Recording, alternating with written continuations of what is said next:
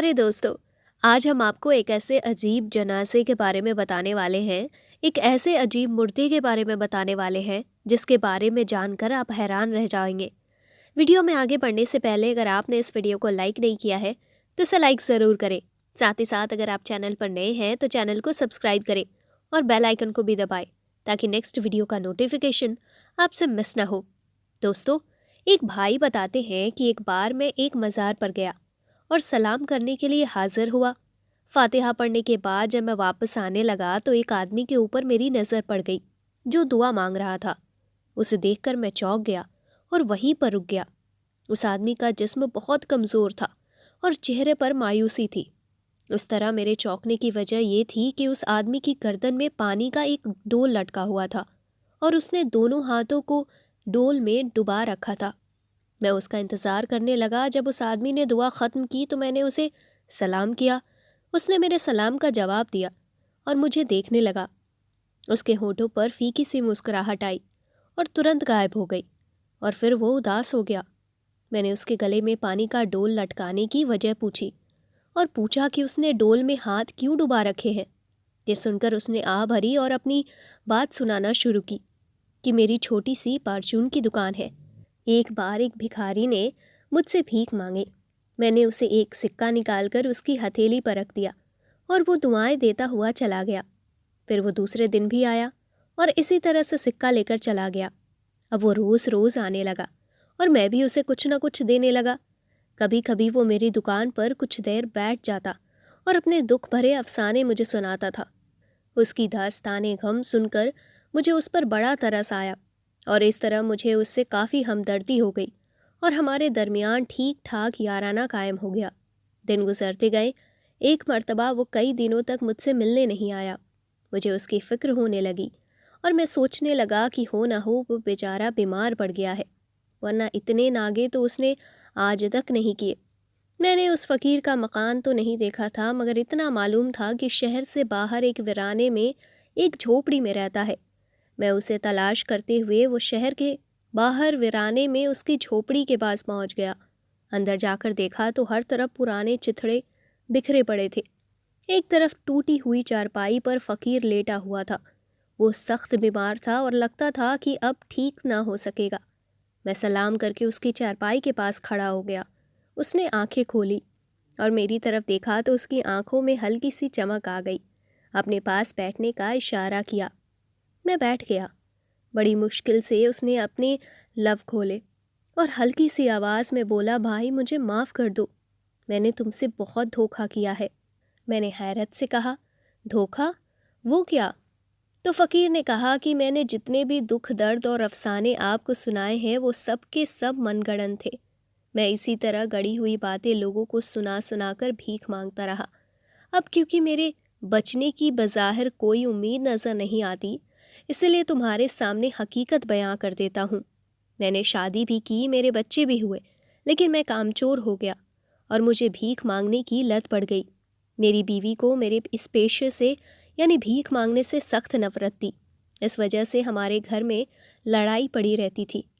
देखते ही देखते बच्चे जवान हो गए। मैंने उनको आला दर्जे की तालीम दिलवाई और उनकी बड़ी बड़ी नौकरी मिल गई।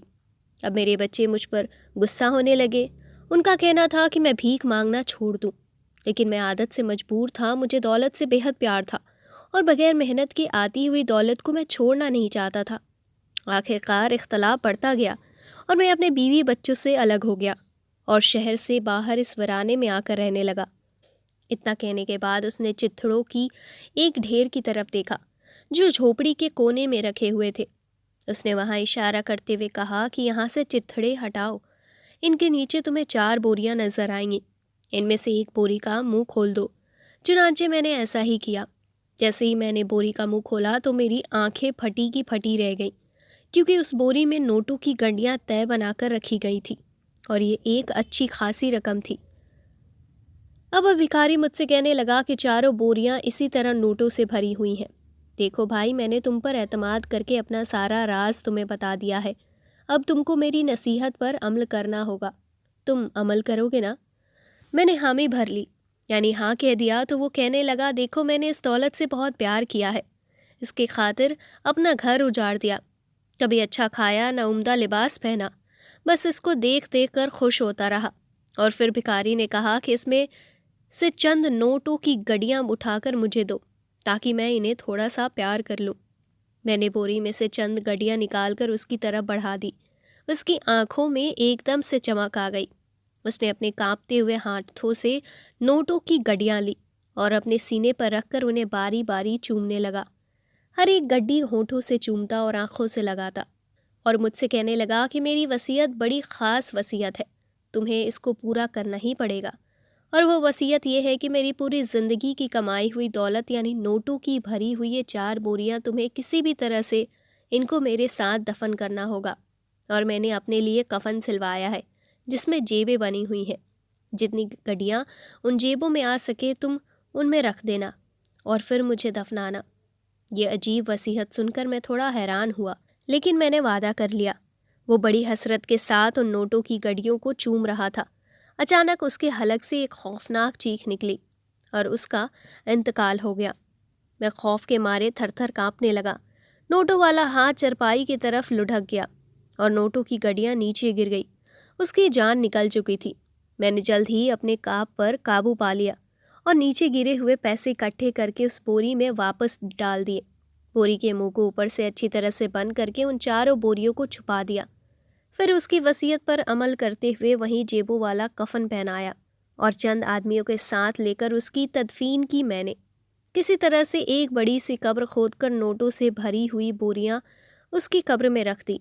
10 दिन ही गुजर गए, इतने में मेरे दिल में लालच आ गई और मुझे अपनी नादानी पर रह रहकर अफसोस होने लगा कि मैंने उस भिखारी की वसीयत पर अमल करके इतनी सारी रकम उसके साथ क्यों दफन कर दी।